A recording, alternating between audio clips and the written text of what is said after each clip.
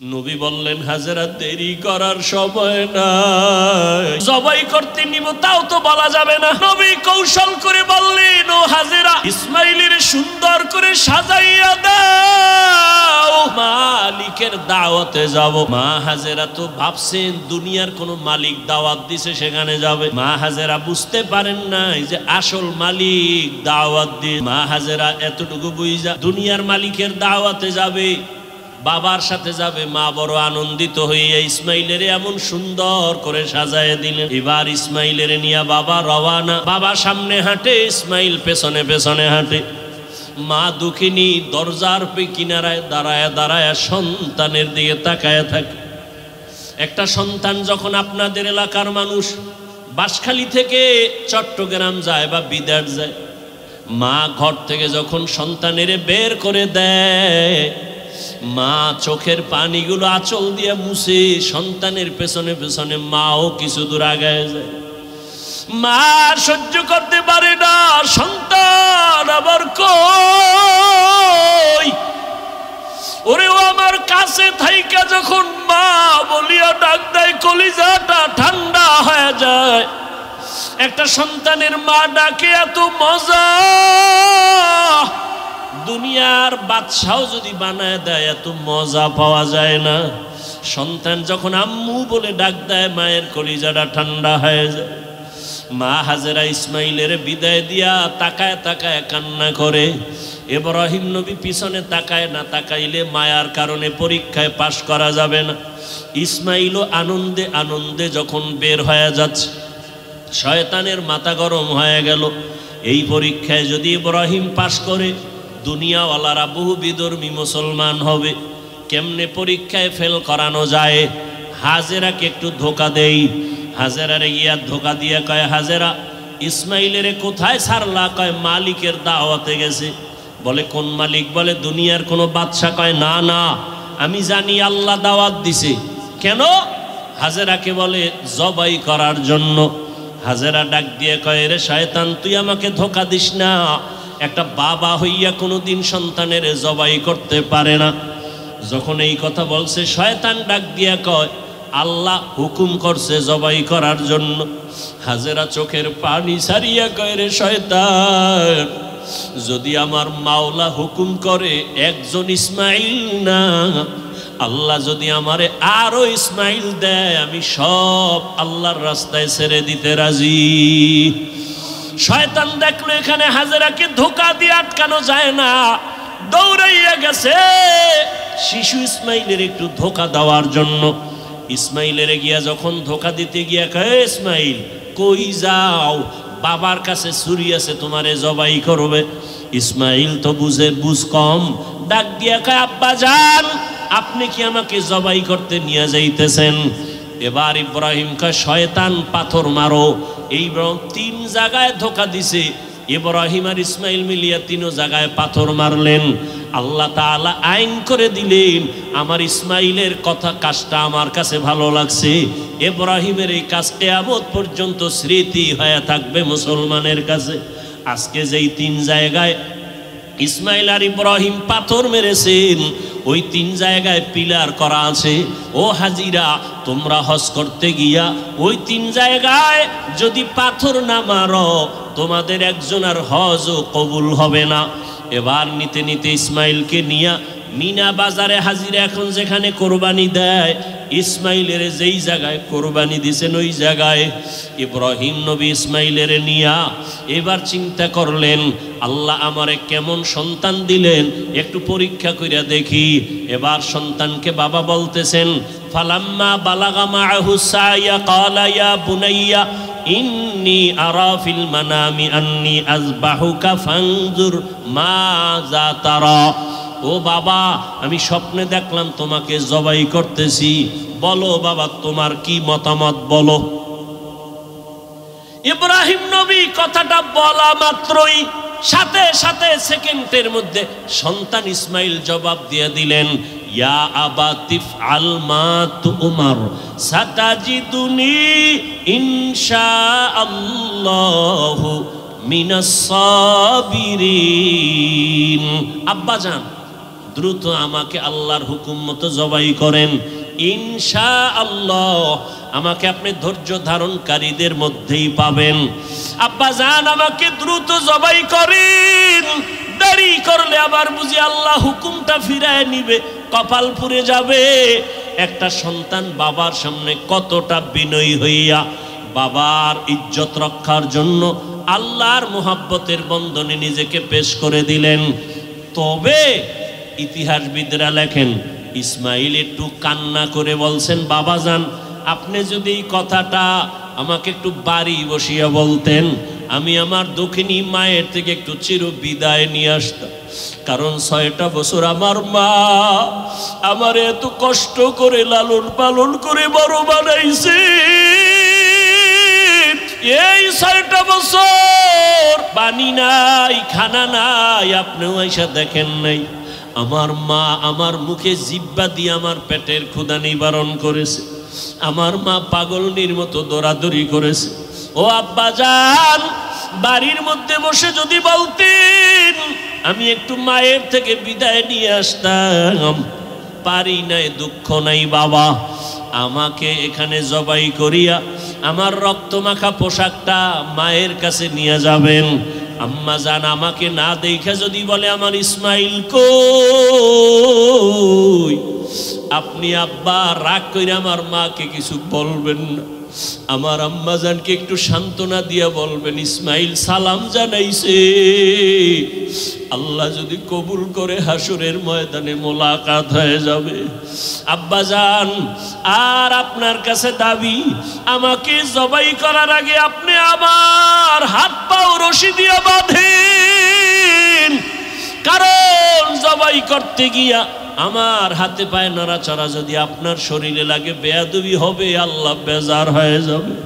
আব্বা জান আপনি কাপড় দিয়ে আপনার চক্ষু দুইটা বেঁধে নেন, কারণ জবাই করার সময়, ছুরি চালানোর সময় আমার চেহারায় যদি আপনার নজর লাগে, মায়ার কারণে আপনি জবাই করতে পারবেন না, আল্লাহ বেজার হয়ে যাবে।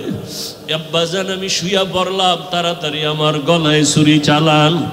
ইব্রাহিম নবী ইসমাইলের শোয়াইয়া যখন ছুরিটা চালাইতে চায়, আমার মাওলার কুদরতি অন্তরে এত মায়া, আমার আল্লাহ ডাক দিয়ে কয় রে ছুরি, আমার ইসমাইলের একটা পশমের ক্ষতিও যেন তোমার দ্বারা না হয়। আল্লাহর হুকুমে ছুরি কোনো কার্যকারিতা করে না, একটা পশমও কাটে না। ইব্রাহিম নবী এবার পাথরের উপরে আঘাত করলেন, ছুরি দিয়া পাথরটা আলাদা হয়ে গেল।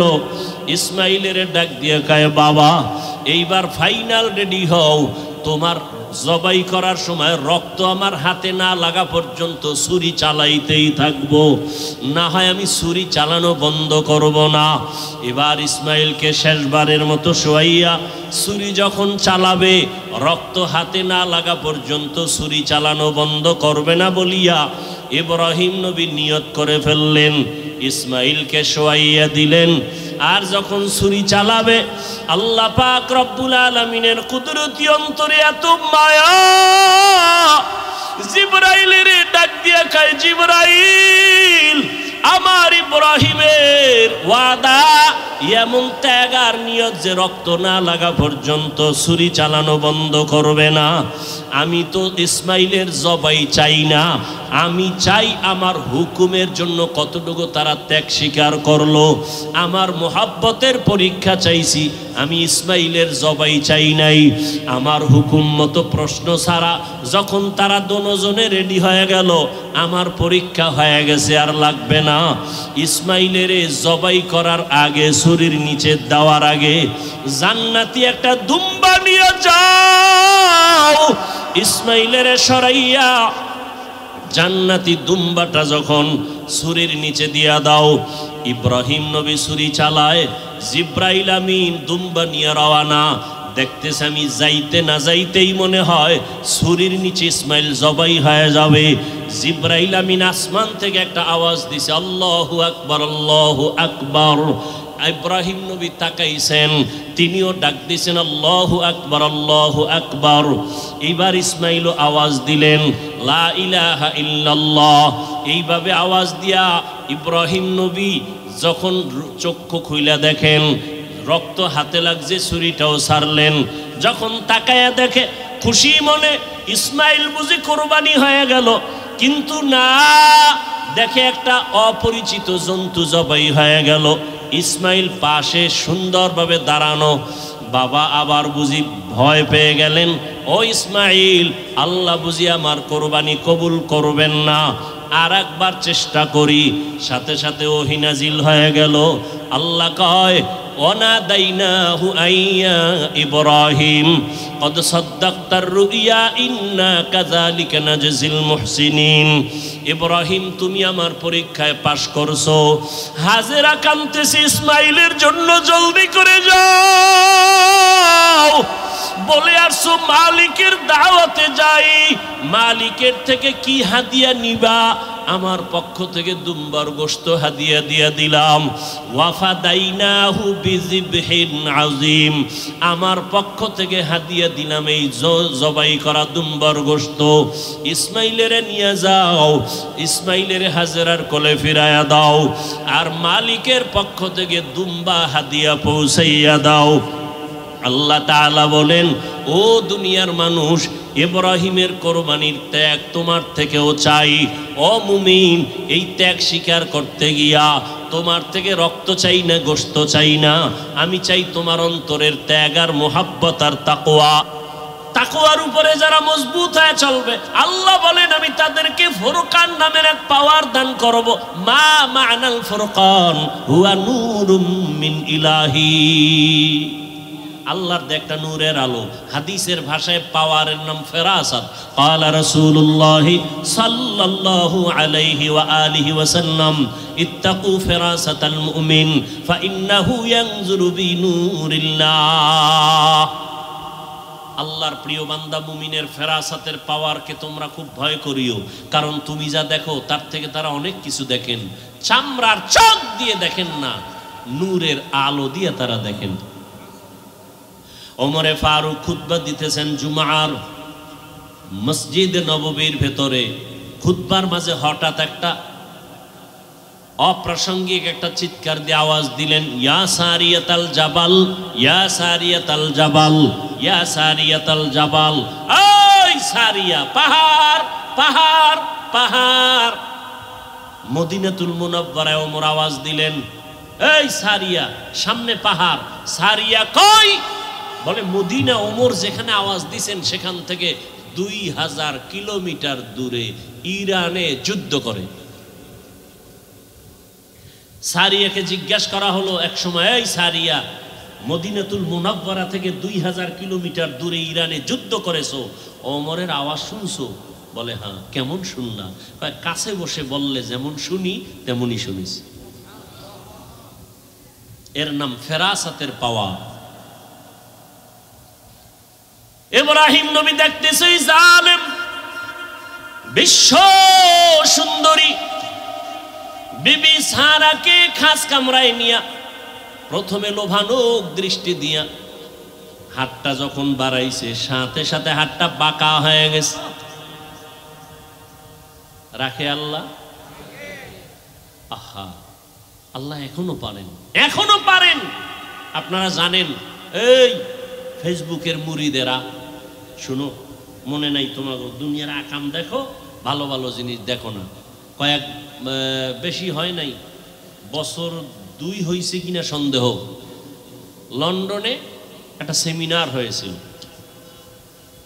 সমস্ত ধর্মের মানুষ সেখানে বসা, গোল টেবিলের সেমিনারে একজন ভিন্ন ধর্মাবলম্বী প্রশ্ন করলো মুসলমানদের একজন লিডার, ধর্মযাজক, একজন বুজুর্গ ওলিয়ে কামেল, যাই তোমাদের নবী তোমাদের ধর্মে বলছে, হাদিসে আছে, একটা খেজুর আছে, ওই খেজুরটা খাইয়া বিষ পান করলে ক্রিয়া হয় না। মুসলমান বলে হ্যাঁ আছে তো। এটা কি সত্য? বলে হ্যাঁ সত্য। দেখাবা? বলে পারবা? পারবো। দাও। আজোয়া খেজুর সামনে নিয়ে আসা হলো। আজোয়া খেজুর 2-3-7টা খাইয়া এবার বিষ দিল তার সামনে, হাউজের ভেতরে বিষ পান করলো।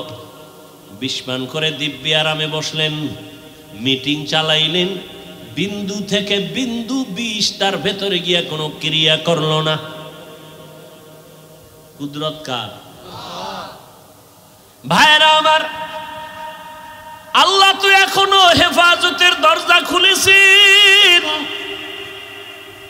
সিলেটের জমিনে শাহজালাল রহমাতুল্লাহ আলাইহি গৌর গোবিন্দের মোকাবেলা করতে গিয়ে কোনো বেতের বাড়ি লাগে নাই, অস্ত্র লাগে নাই।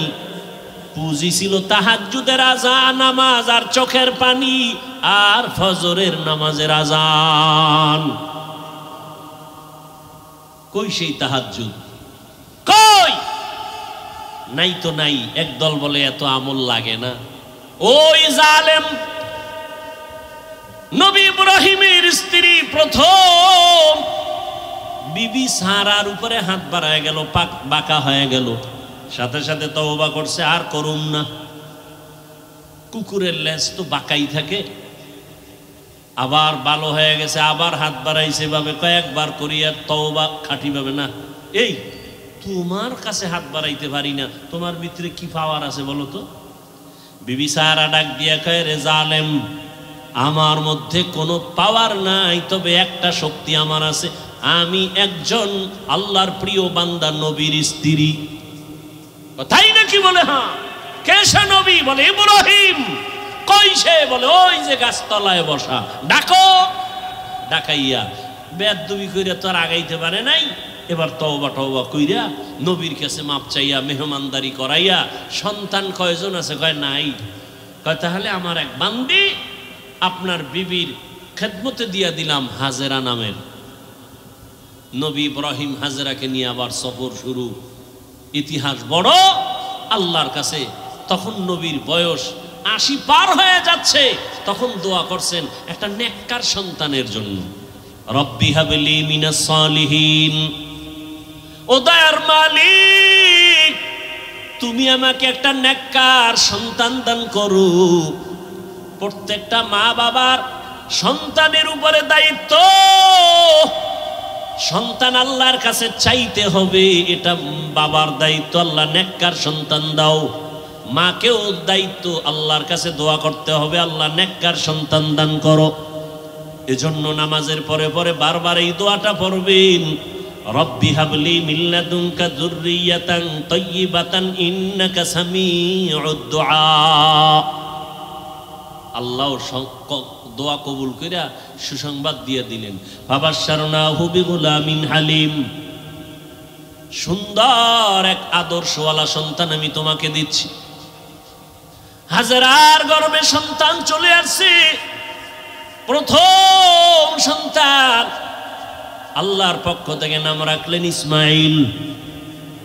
৮০ বছরের পরে যেই সন্তান বাবায় পাইছেন, ওই সন্তানের উপরে কত মায়া, কত মোহাব্বত। কিন্তু আমার মাওলার পরীক্ষা আরো কঠিন।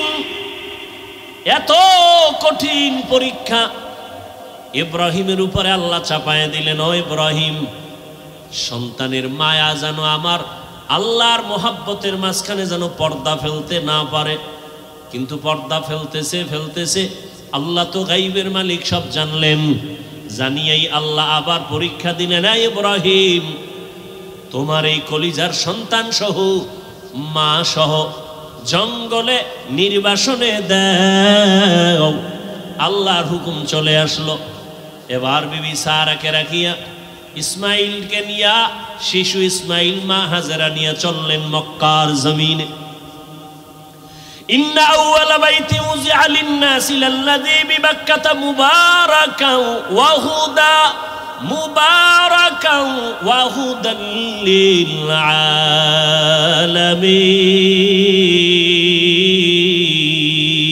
আলামিন। হেদায়েতের ঘর বানাইলেন আমার আল্লাহ। কোনো মানুষ নেই, জঙ্গল, পাহাড়, ওখানে নিয়ে গেলেন। কেমন পরীক্ষা দেখছেননি? কই নিয়ে যাইতেছে বলার অধিকার নাই, জবান বন্ধ, ইশারা ইঙ্গিতে বলবে কিনা তাও ভয়। একজন নারী সৃষ্টিগতভাবেই দুর্বল, আবার সাথে শিশু বাচ্চা, আরো পেরেশানি। বাইতুল্লাহর পাশে সাফা মারওয়া, এখন যে পাহাড়ের মাঝখানে জঙ্গল, চতুর্মুখী ওখানে রাখলেন। রাইখা ইব্রাহিম নবী হাঁটা শুরু করছে। কইতন কই আইলাম, কই রাখতেছি, কেন রাখতেছি, কয়দিনের জন্য, কোন আওয়াজ নাই। আল্লাহর পরীক্ষা, ইব্রাহিম জবান খোলা যাবে না। ইব্রাহিম নবী তো যাইতেছে। হাজেরা পেরেশান হয়ে গেলেন, ও পয়গম্বর, আমাদের আপনি কোথায় রাখেন? জবাব নাই। কই যান? জবাব নাই। কয়দিনের জন্য? আওয়াজ নাই। শেষ সময় পিছন দিক দিয়া মা হাজেরা ইব্রাহিম নবীর আঁচলটা ধরে বললেন, দাঁড়ান, আপনার কথা বলবেন না, ঠিক আছে, তো এইটা শেষ সময় বইলে যান। আমগো যেখানে রাখলেন এটা কি আমনের মন মতো নাকি রবের ইশারা? নবী এখনো জবান খুলে না, তবে ইশারায় বললেন রবের ইশারা। মাথা নাড়াইয়া বললেন, এটা রবের হুকুম।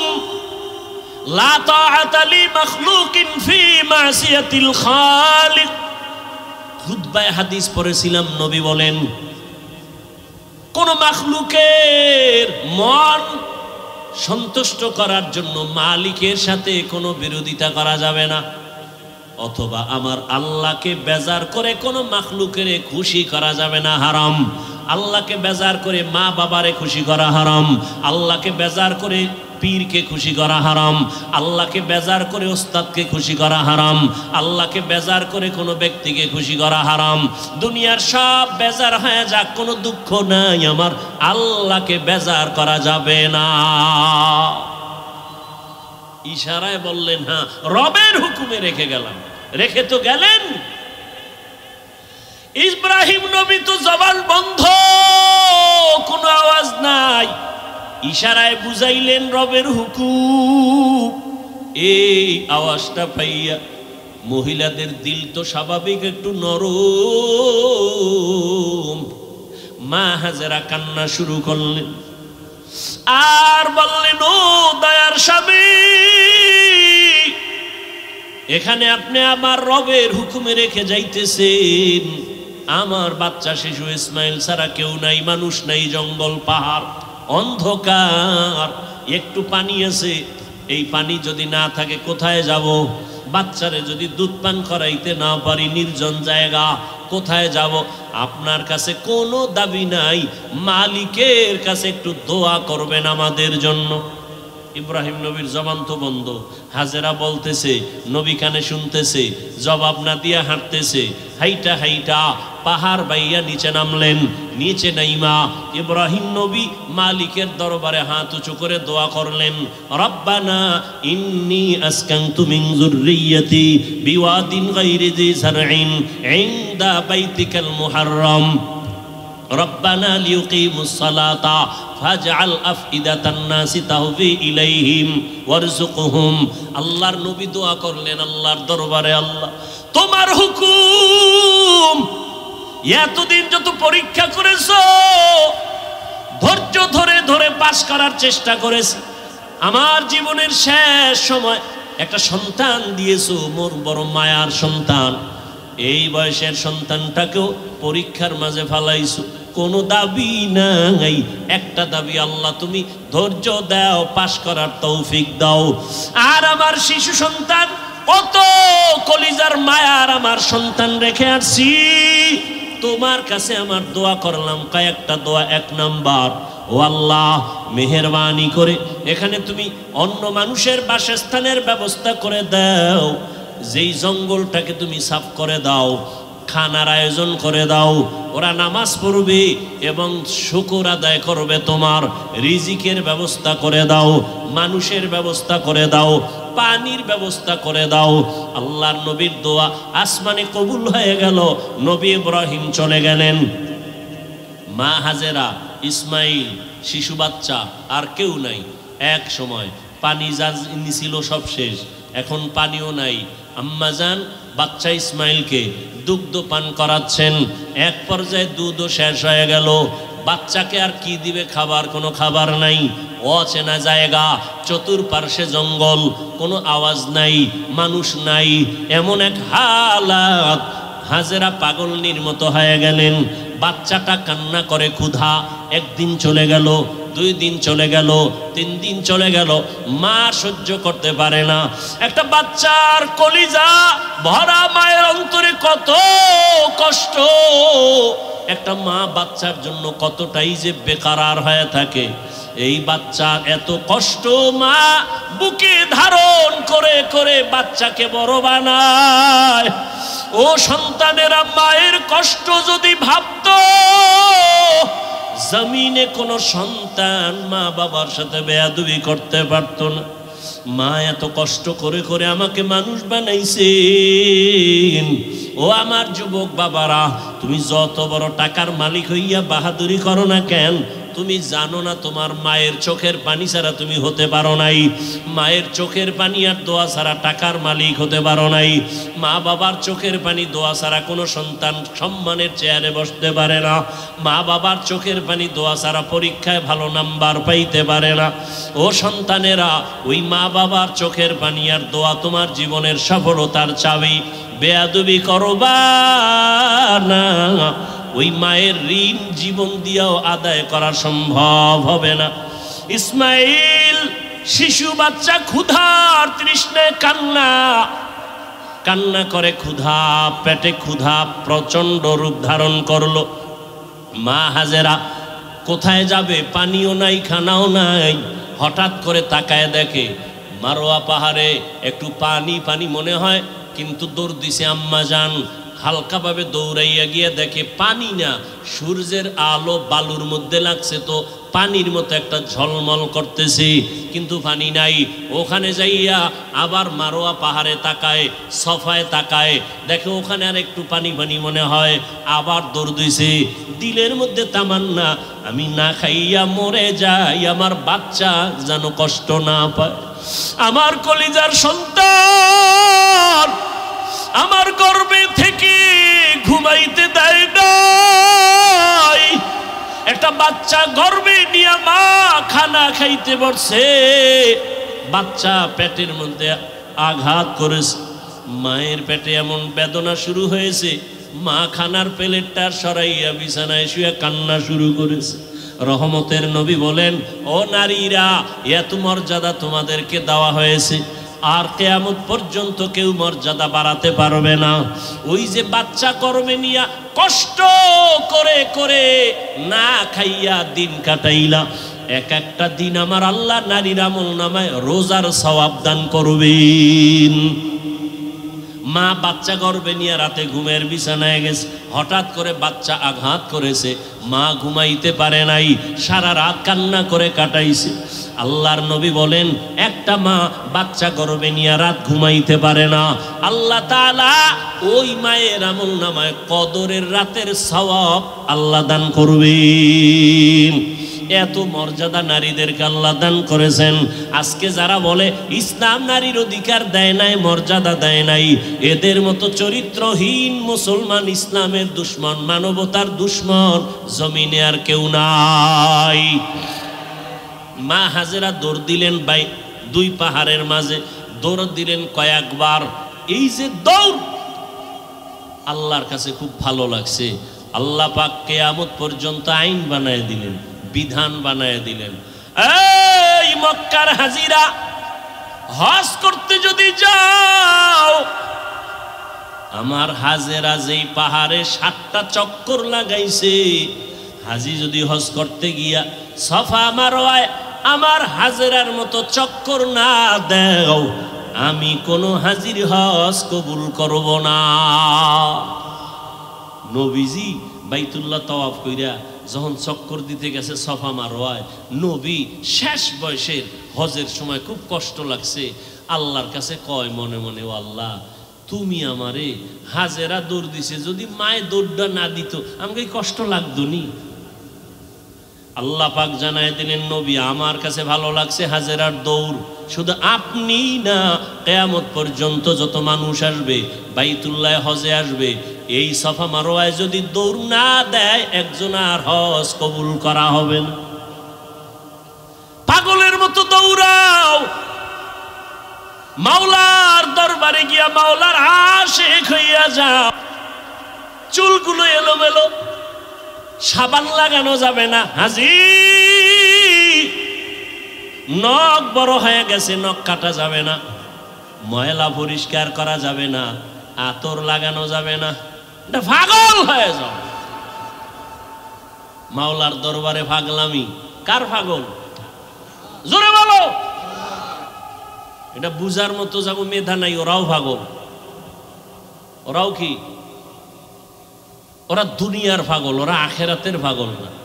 এজন্য ওরা বুঝে না যে মাওলার পাগল কেমনে হয়। ওখানে গিয়া পাগলামি। মাওলা পাকের মুহাব্বতের আশিক,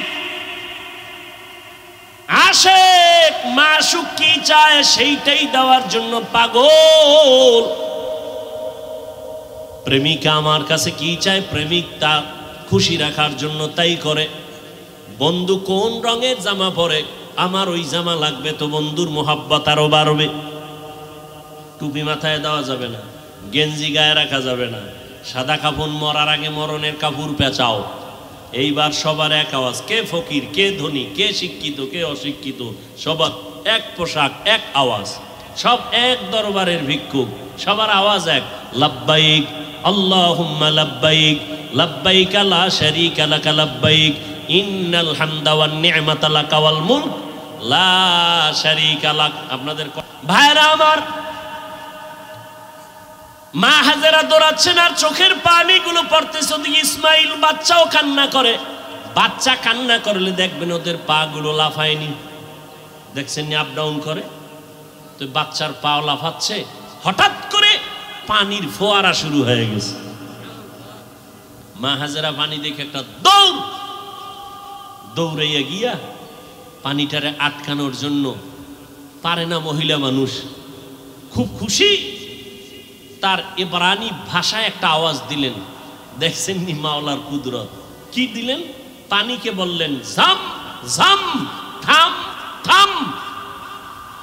আল্লাহর কাছে এই শব্দটাও কবুল হয়ে গেছে। কিয়ামত পর্যন্ত এই পানিকে কি পানি বলে? শব্দটা কার? এইমাত্র বলছি, শেষ। মা হাজেরার জবানের আওয়াজ, জাম জাম, থাম থাম। পৃথিবীর বিশুদ্ধ পানি।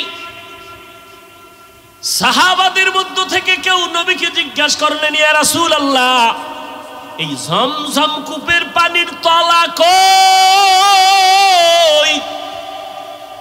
Crore crore crore, million trillion billion পানি হাজী সাহেবরা নিয়ে যায়, কমে না বাড়ে না, সমান। নবী কয়, এই জমজম পানির কূপের তলা হলো হাউজে কাউসারের সাথে।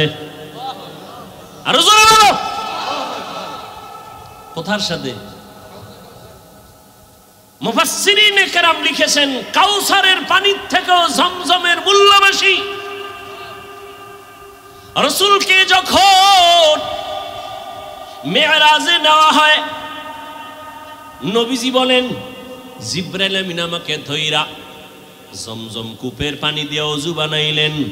ওযু বললাম, এর আগে আমাকে শোয়াইয়া, চিৎভাবে শোয়াইয়া আমার বুকটাকে চিরলেন, ভেতর থেকে কলব বের করলেন, স্বর্ণের পেয়ালায় রাখলেন, ঝমঝম দিয়ে ধুইলেন, আবার ভেতরে রাখলেন, এরপরে আবার আটকায় দিলেন। রক্ত গেল না, সেলাই লাগলো না, ব্যথা অনুভব করলাম না। এইভাবে আল্লাহ আমাকে কুদরতের অপারেশন করছেন আমার জীবনে 4 বার। কয়বার? 4 বার।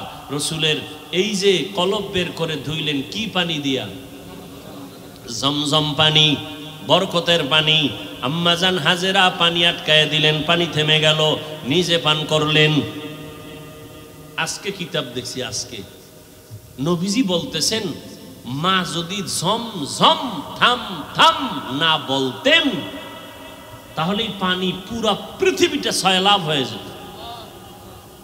ইমামে আজম আবু হানিফা বলেন, আম্মাজান আমাদের জন্য রহমত, তিনি বলার কারণে আজকে অনেক পবিত্র অবস্থায় পানি আছে, না হয় জেনাকারেরা এই পানি দিয়ে গোসল করে পানি নাপাক করে ফেলত। মদখোরেরা মদ পান করে মাতাল হয়ে পানির মধ্যে ডুব দিত, পানির সম্মান কমে যেত। ঝমঝম এমন একটা পানি, এর 25টা উপকার আছে ঝমঝম পানির। কয়টা? এর মধ্যে একটা হলো সাধারণ পানি পান করলে পিপাসা নিবারণ হয়, পেটের ক্ষুধা নিবারণ হয় না। জমজম পানি এমন এক দামি আল্লাহর কুদরতের পানি, এই পানি যদি কেউ পান করে ওই পানির দ্বারা পিপাসাও মিটে যায়, পেটের ক্ষুধাও মিটে যায়।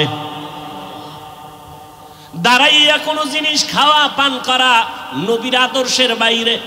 তবে জমজমের পানি তুমি দাঁড়ায় পান করো, এটা তোমার কোনো সুন্নত আদায় হবে। দ্বিতীয় তৃতীয় হলো জমজমের পানি, এটা তোমার রোগের ঔষধ।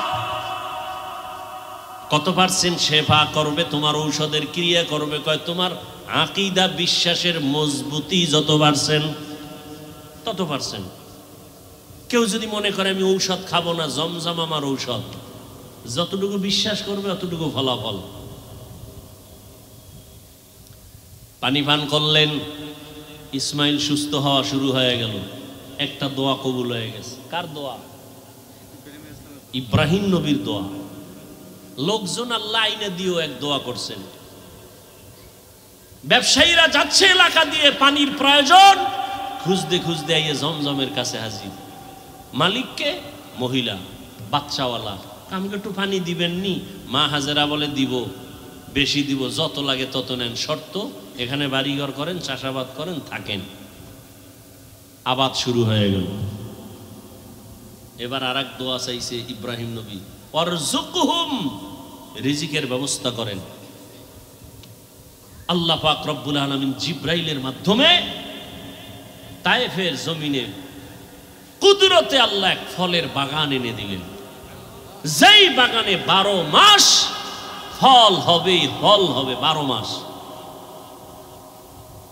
আল্লাহ রিজিকের ব্যবস্থা করে দিলেন, মানুষজন বসবাস শুরু হয়ে গেল। এখন আর ওয়ানাবাদী এলাকা আবাদী হয়ে গেল, মানুষজনের অভাব নাই। কত আনন্দে জীবন যাপন করে ইসমাইল। বড় হতে হতে হতে হতে 6 বছর প্লাস হচ্ছে। ইব্রাহিম নবী এর মধ্যে একদিনও আর আসেন নাই। আল্লাহর পরীক্ষা দ্বিতীয়টা এবার আবার শুরু, কোরবানির। ওদিকে ঢুকবো। ইব্রাহিম নবী 6 বছরে আর আসেন নাই। ছেলে কেমন, কি মায়া, আল্লাহর পরীক্ষা কত কঠিন। ইব্রাহিম নবী এই জিলহজ মাস 8 তারিখ, 9 তারিখ, 10 তারিখ স্বপ্ন দেখা শুরু করলেন। তোমার কলিজার আপন জবাই করো আমার পথে, আমার নামে। ভাবলেন, নাম তো কয় নাই কারে। 100 উট জবাই করলেন। দ্বিতীয় রাতে আবার স্বপ্ন দেখেন, হয় না, তোমার মোহাব্বতের জিনিস জবাই করো। আবার 100 উট জবাই করলেন। ফাইনালে নবী তো বুঝতে পেরেছেন আমার জীবনের কলিজার আপন আমার ইসমাইল ছাড়া আর কেউ না। আল্লাহর হুকুম হয়ে গেছে, ইসমাইলকে জবাই করার জন্য বাবা এবার রেডি হয়ে গেলেন। একটা ছুরি আর একটা রশি গোপনে নিয়ে রওনা হলেন মক্কা নগরীতে ইসমাইলকে জবাই করার জন্য। কারো কাছে কিছু বলা যাবে না। এলাকায় গিয়া দেখে সেই এলাকা তো এখন আবাদি, সুন্দর বাড়িঘর, মানুষজন, মাঠে বাচ্চারা খেলতেছে। একটারে ডাক দিয়ে কয়, এই এনি ইসমাইল আছেন? ইসমাইল? বাচ্চারা কয়, ইসমাইলকে বুঝলাম না। একজনে কয়, হ্যাঁ আমি চিনি। ইসমাইল কোথায়? ওরা বাড়ি আসেনি? আছে। ওই সবার বড় বড় ঘর, কিন্তু ইসমাইল যেই ঘরে থাকে একটা ছোট ঝুপড়ির মতো। ইব্রাহিম নবী যত কদম বাড়ায় কলিজাটা কেমন যেন ফেটে যাইতেছে, মায়া আর মায়া চুম্বকের মতো। আমার কলিজার আপন, এত আদরের সন্তানের এতদিন আমি পাই নাই। যত সামনে যায় তত ইব্রাহিমের কলিজাটা দুর্বল হয়ে যায়। ঘরের দরজায় ইসমাইলের পাইয়া ডাক দিছে, বাবা আসো। কিন্তু ইসমাইল চিনে নাই লোকটাকে। ঘরের মধ্যে দৌড় দিছে। আল্লাহর নবী সালাম দিলেন, আসসালামু আলাইকা ইয়া আহলাল বাইত। ঘরের মধ্যে ঢুইকে যখন হাজেরা দেখলো, সালাম নিয়ে কান্না শুরু করলে, চোখের পানি, হৃদয় হৃদয় ভাঙ্গা কান্না। ইসমাইলের মা কয়, চিনো নি বাবা, এই তোর বাবা ইব্রাহিম, বাবার কাছে যাও, দূরে থাকিও না। মালিকের কঠিন পরীক্ষার ইসমাইল, এই তোর বাবা নবী ইব্রাহিম। বাবা সন্তানের পাইয়া বুকে জড়াইয়া কান্নার আওয়াজ, এমন মায়ার কান্না শুরু হয়ে গেল। নবী আবার চিন্তা করলেন, না জানি আবার মায়ার কারণে পরীক্ষায় ফেল করি। লাইয়ানালাল্লাহা লুহুমুহা ওয়ালা দিমাউহা ওয়ালাকিন ইয়ানালুহুত তাকওয়া মিনকুম। ও আমার যুবক বাবারা, ও পর্দার আড়ালের মা বোনেরা, ও বৃদ্ধ বাবাজি, আমার আল্লাহর পরীক্ষায় পাশ করিয়া জান্নাত পাওয়ার জন্য একজনের চেষ্টায় হবে না। হাজেরার যেমন চেষ্টা, ইসমাইলের তেমন চেষ্টা, নবী ইব্রাহিমের তেমন চেষ্টা। একটা ঘরের ভেতরে একটা জান্নাতি পরিবেশ তৈরি করতে হলে বাবারও এক মন হতে হবে, স্ত্রীকেও এক মনওয়ালা হতে হবে, সন্তানেরও মতামত এক থাকতে হবে। স্বামী আর স্ত্রীর মন আর মতামত যখন এক হবে, সন্তানের মতামত যখন মা বাবার মতের সাথে মিলিয়ে যাবে, ওই সন্তান, ওই সংসারে শান্তি আসবে। আল্লাহ রহমতের বাড়ি দ্বারা বর্ষণ করতে থাকবেন। ও আমার যুবক বাবারা, ও পর্দার আড়ালের মা বোনেরা, আম্মাজান হাজেরা যদি নিজের থেকে সহযোগিতা না করতেন, ইব্রাহিম নবী পাশ করতে পারতেন না। ইসমাইলও যদি বাবার কথায় একমত না হইতেন, পরীক্ষায় পাশ করা যাইত না। অতএব যারা মা আছেন, আপনার সন্তানটাকে আপনি ডাক্তার বানাবেন, ইঞ্জিনিয়ার বানাবেন, তবে আদর্শবান বানায় যান, বেয়াদব যেন না হয়। সন্তান কখনো যেন আচরণ দিয়া আপনাদের কষ্ট না দেয়, সন্তানের আচরণে যেন শিক্ষক কষ্ট না পায়, সন্তানের আচরণে আলেম ওলামা মুরব্বীরা যেন কষ্ট না পায়। আদর্শবান ডাক্তার হলে সন্তানটার সম্মান আল্লাহ বাড়ায় দিবেন। মা বাবার একমত থাকতে হবে, নিজেদের আদর্শ সুন্দর করতে হবে। ও আমার যুবক বাবারা, আমি এতক্ষণ বয়ান যা করলাম, একবারও কিন্তু বলি না স্কুল কলেজ বাদ দিয়া মাদ্রাসায় যাও, আমার মতো টুপিওয়ালা হও। বরং আমি শেষ বেলায় বলে গেলাম, তুমি ডাক্তার হও, ইঞ্জিনিয়ার হও, প্রফেসর হও, স্কুল কলেজে পড়ো, কোনো বাধা নাই, তবে বেয়াদবি করবা না।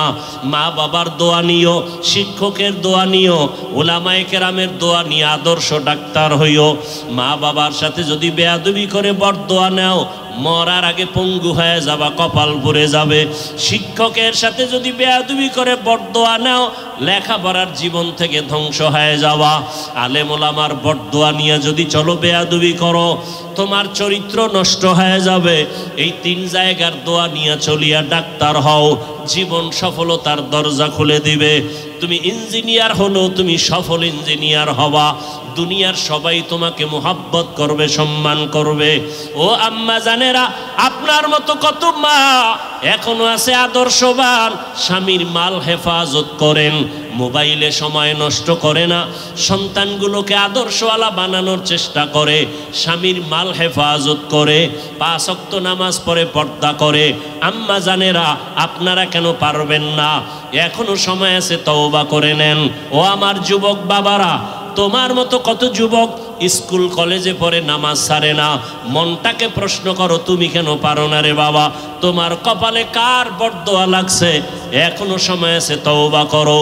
তোমার মতো যুবক RAB, army, police, BDR, OC, DC SP 5 ওয়াক্ত নামাজির অভাব নাই, বলো তুমি কেন পারবা না? এখনো সময় আছে, তওবা করে নাও। মনে মনে আল্লাহকে বলো, আল্লাহ দুনিয়ার রং তামাশায় পড়িয়া, মনের খাহেশ মিটাইয়া, মনের শখ মিটাইয়া কত গুনাহ করেছি। মনে চাইছে নামাজ পড়বো না, পড়ি নাই। মনে চাইছে দাড়ি কাটবো, কেটে ফেলেছি। মনে চাইছে পার্কে যাব, পার্কে চলে গেছি। ও আল্লাহ, শখে শখে গুনাহ করে ফেলেছি, আর কত শখ করিয়া গুনাহ করব? কোন দিন মরণ হবে জানা নাই। কত যুবক রাস্তায় গাড়ি চালায়, নামাজ বাদ দেয় না, আবার হঠাৎ করে কত যুবক বুকে ব্যথা উঠা মরিয়া যায়।